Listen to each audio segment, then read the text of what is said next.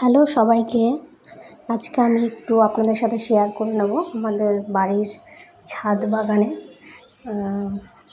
লেবু গাছ লাগানো হয়েছে ছাদে।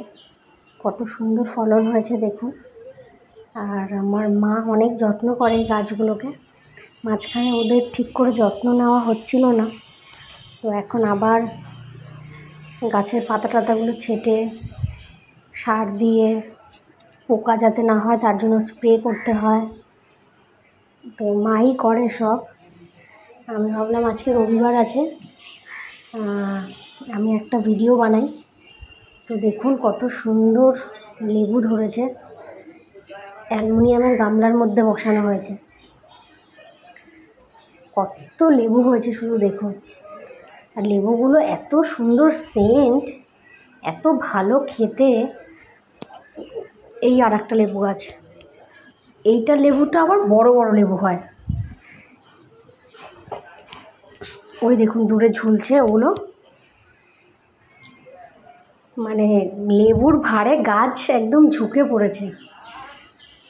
মা রোজ সকালে বিকালে দুবেলা জল দেওয়া, গাছে ওষুধ দেওয়া, সব গাছের পাতা ছাঁটা সব কিছু করে।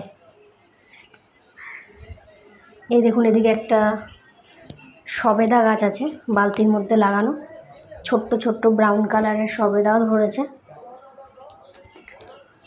এগুলো যত ছোট ছোট ব্রাউন কালারের দেখতে পাচ্ছেন গোল গোল, এগুলো সব সবেদা। সবেদা গাছটা অনেক লম্বা হয়েছে, অনেক বড়ও হয়েছে।